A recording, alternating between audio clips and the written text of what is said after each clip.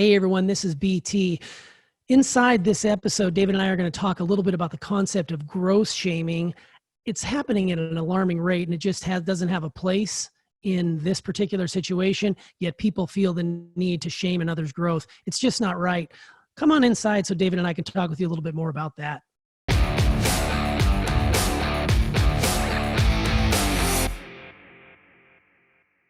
Hey everyone, this is BT and welcome to Inside the Episode. Today, David and I are going inside growth shaming, a lesson in ethics. This was a spicy one, David, and so very necessary during this current crisis. Wouldn't you agree? Yeah, I totally agree. It's unfortunate that it's happening, but it's getting much worse. So I felt like I needed to say something about it. Yeah, I have a feeling that might be the case for a lot of people. And I believe you said it well when you were having this conversation in the podcast itself. And you were talking about fear. Fear does some very interesting things to people, especially in this current climate, because their businesses are suffering and they're seeing someone else who's really trying to be a part of the solution and not part of the problem offer up their services, and they immediately get triggered. And do you have any strategies on what a person can do to kind of stay out of that blame game and all the while still put some of that energy into their own business rather than slinging mud at someone else? Yeah. So, BT, we've heard a lot over the last few weeks from a lot of different people. And I've said it a number of times that something like this really brings out a lot of shit in people, right? Like it'll bring out stuff you didn't even know was there, So I feel that it's fair to everybody to just, I have empathy for even the people that are doing the shaming right now, because I know how desperately people are scared. But the problem that people that are in a lot of fear are in right now is that if you had a victim mentality before this crisis happened, basically what it did was exacerbate the hell out of it. If you were somewhere between non-victim and growing through letting go of that kind of ideology in their life, could make it a little worse, but it could also allow you to see some truths in it to make you let it go a little bit more. It really depends on how much control you feel you have over your life. And I think that the strategy is basically a one first of understanding, where the idea is that even though choices have been taken away, other choices have become available, our power to choose has not been removed.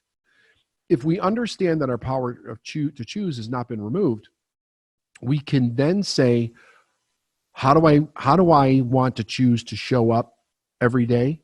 How do I choose to want to think? How do I choose to want to feel? How do I choose to want to create a different outcome for myself? But this does require that a person really gets in and does some strategic thinking for themselves, and they may have to access, different information online. They can go to our 4-part series that we did for one, because we give a great strategy in there about how to really deal with your emotions during this crisis. But we need a strategy. We need a tool that will allow us to get control over our thinking. So we have to know how to think about what we're experiencing, so we don't automatically go into fear. Fear, it's not necessarily a bad thing. Fear is something that we experience when our body doesn't know what to do with what we're experiencing, so we can survive something. So it actually has a reductive element to it.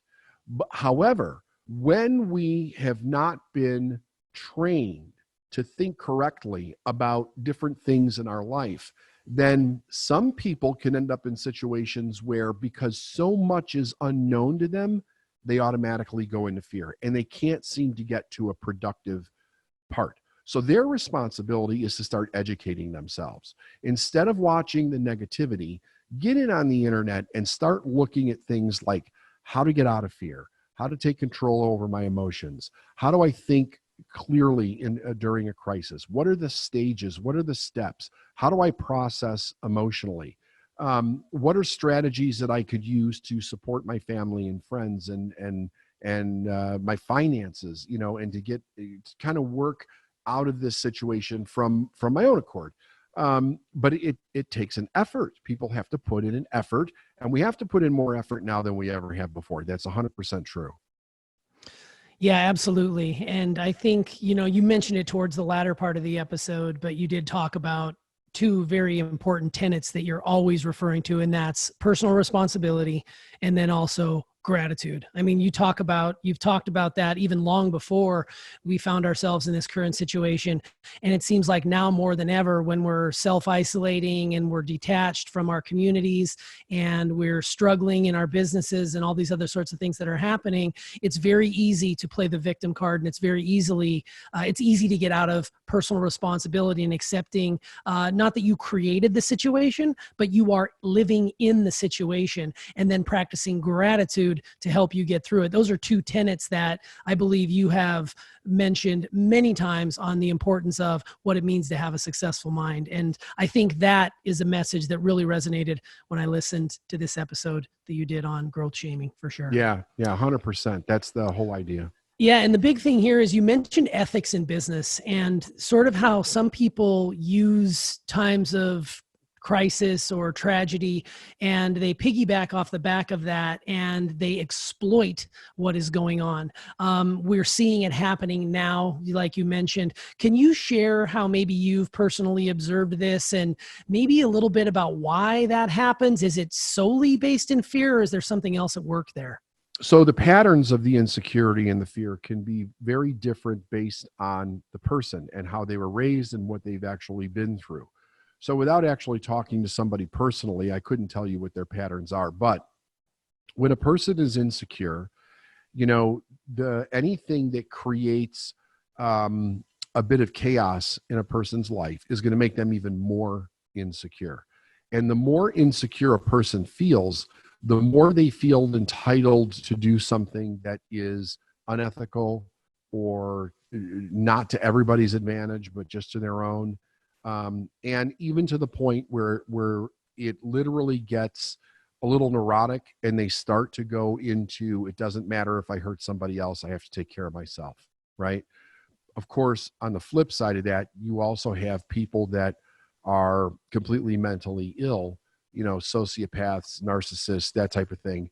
And most of those people don't give a crap about whether or not they're going to hurt somebody. They're predators, and they're always looking for an opportunity to take advantage. So we do have to understand that the situation that we're in right now is prime real estate for predatory individuals.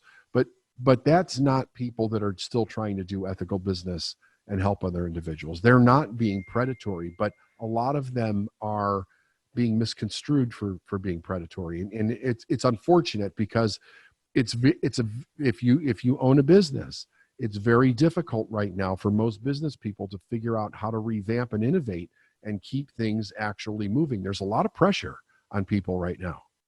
Yeah. And I think the big thing here that is going, unnoticed is that these people are offering their services obviously for, to purchase because they're trying to keep not only their business afloat, but they're also employing other people. I mean, you're a prime example of this. Is we've got a nice sized team of people who are still depending on, you to lead us through this difficult situation. And in order to do that, we have to make sales. And the thing that I love about what you do, and you've been doing this for decades, is that you come at it from a perspective of heart and how can I help this person, as opposed to what can I get from this person. And I think that is coming up more and more around what it is that we do as a company, that you do in your company, that is so greatly appreciated, because we're not going to stop doing what we're doing, but we are innovating behind the scenes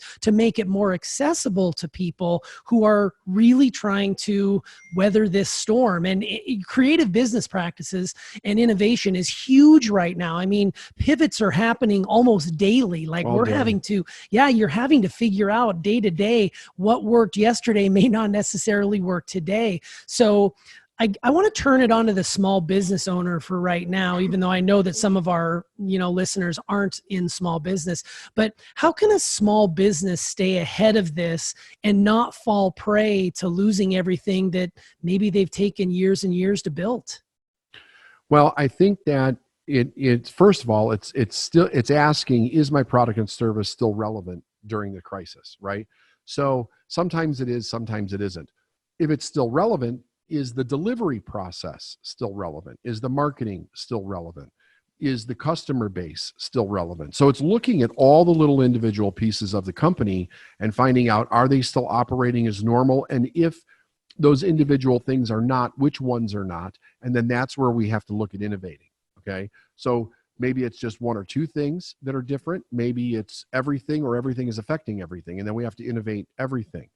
But it's really sitting down and taking apart piece by piece and find out what piece of my business has been affected by this situation or pieces.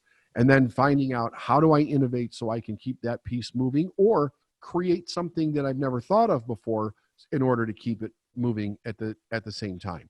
And then, generally looking for, if let's say a person can't, like they're in some business, they can't innovate, and at least in their mind they think they can't innovate. I guarantee you the knowledge and the skill set that they have are applicable somewhere. So either figure out how to put that to use for yourself, or find somebody else that needs your knowledge and skill set and offer to help them. So there's always a way that we can help ourselves if we're looking at how we can help other people. Yeah, I love that.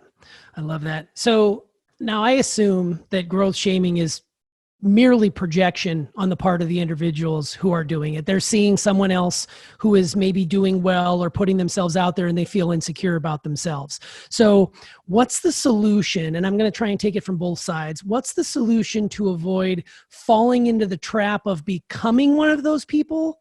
Or if you are the one being shamed, how do you avoid it cracking your mindset? So it's sort of like two layers there from both sides.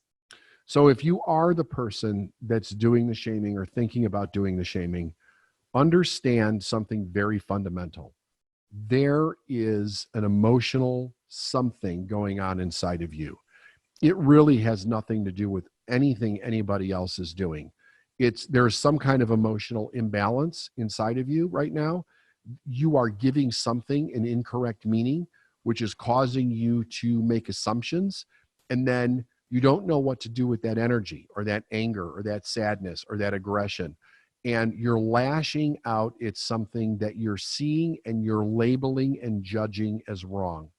And even if it is wrong, is it really productive for you to be sucked into the drama of that? Or could you be more productive somewhere else? So I think the first thing is to understand it really has nothing to do with anybody else. It has to do with whatever's going on inside of you. So you better take a good, hard look at yourself.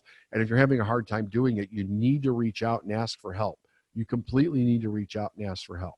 On the other side that you presented, if you're a business or a business owner, and you're actually reaching out, attempting to continue to do business, you're innovating, you're marketing, you're selling, you're putting yourself out there in order to be a benefit to other people, and you start to get attacked, you have to remember something.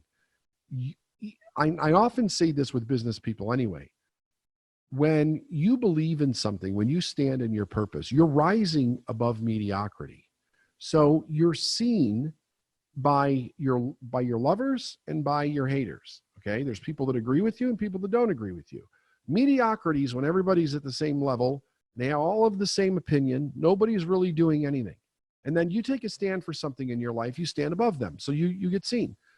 In this situation, it's not just your business. You're taking a stand for survival. You're taking a stand for growth. You're taking a stand for being part of the solution instead of part of the problem. There are, unfortunately, people out there that they're going to insist that they're victims and that everybody is keeping them in this place. And when they see you doing well or trying to do well, they're going to assume you're part of keeping them in the place that they are. And because of their unconscious perspective, they're going to blame you. Understand that those people that are shaming and guilting you are coming from sheer ignorance. They don't know what they don't know, and they're just projecting vile and hate into a very wounded space right now. Don't involve yourself with them. I have no problem if you want to remove them from however they're communicating with you, ignore them, block them, do all of that stuff. But do not engage with those individuals. Say a prayer for them, send them good energy, and move on to the people that you can actually help. Because the people that won't move their mindset, we can't help them. They're gonna stay there, and they're gonna insist on staying there, and that's their choice. So everybody has freedom of choice here. Yeah. And you said you closed out the episode by basically saying, close your mind to the haters. I mean, it was a very impassionate plea to those people, from you to them, basically saying, we need you. Like, we need business now more than ever. And we know that it's challenging. We know that it's difficult, but we also know that you need to continue to keep moving forward, keep doing what you need to do to stay in business, so that when we come out of this, we can reboot our economy and continue doing wonderful things that we were doing before all of this situation took place. 100%. Yeah, I love that. All right. So as we wind down here, just sort of a personal question I wanted to kind of hit you with. You've been through these types of situations before, not necessarily this exact situation, right, but you dealt with, you were in business during 9/11, you were in business in 2008 when the bubble burst. How does this current situation compare from a mindset perspective to what you went through in those other experiences? Well, the main difference is the uncertainty and unknown length of time. So when 9/11 happened, the first few days, we didn't know how long. Like, because they grounded all the planes and everything, we couldn't fly. Like, I was supposed to go to Canada and do events, and I couldn't go, and that type of stuff. Fortunately, I was at home when it happened, so I didn't get stranded somewhere. However, it was only a few days before we had a really good idea as to when the country was going to start moving back to normal. So this happened in September. In October, I was actually at dinners in Washington, D.C., especially with Mercy Corps, and we were actually being part of the solution then. So we were able to move forward relatively quickly. In 2008, there were different challenges, right? We didn't know how long the recession was going to go on, but we knew what the few things that had happened were that were making business difficult. And we were able to innovate around those, and then the problem was gone. So the recession lasted for a while, but as soon as we got over the few problems that affected us as a business, we were able to continue doing business. Again, it wasn't multiple problems at the same time for an unknown length of time. So the only thing that we could really compare this to from a financial perspective is the Depression. And there's not too many people around that were in the Depression, right? So we have to really consider the short term of this. What do we need? What do we know now? What do we need to do now? And then we also need to be prepared and not put our head in the sand that this probably will go on a lot longer than anyone is actually thinking. With the possible scenario that they come up with a cure or something, very rapidly, and it works instantaneously, then it could absolutely change everything overnight. But I think that it's foolish not to prepare for the idea that this is going to go for a long term, and be prepared to hunker down and to keep innovating so that we can actually keep moving forward. But to your answer is, it's really the length of time and the enormity of the problem versus those other two events. Yeah, no, I love that. I think that's the perfect way to walk off here. I just would say to the people who are listening, if you are one of those individuals who has been shamed, like you said earlier, just don't engage, send them love, send them energy, and move on. And if you are one of the individuals who's responsible for shaming other people's growth, if we sort of came together and realized that we're stronger together and celebrate the growth as opposed to shaming it, I think we'll be in a so much better place when we come out of this on the other side. So I want to, people would come up with ideas to help each other. Like, that collaboration creates ideas that nobody's thinking about, because we bounce ideas off of each other. So then it doesn't matter who comes up with the idea. If it benefits everybody, it does. But when we shame and guilt, we all go into our separate corner and we throw a pity party, and then we just attack people. That doesn't help anybody. Yeah, it's non-productive, and it just doesn't have a place right now. Even though we know it's probably not going to go away, we at least have the strategies in place in order to keep that successful mindset from cracking, so we can come out bigger and better than ever. So, well, I appreciated this particular episode. Thanks so much for coming inside, David. My pleasure. Thanks, BT. Yeah. Hey everyone, thanks for coming inside and thanks for coming to the channel. We really appreciate it if you would share this with others and definitely subscribe to the channel because we continue to bring you more and more content during any time, especially this difficult situation. And the more we can get that message out to you, the better. So thank you so much for being a part of the Successful Mind podcast, and we will see you next time.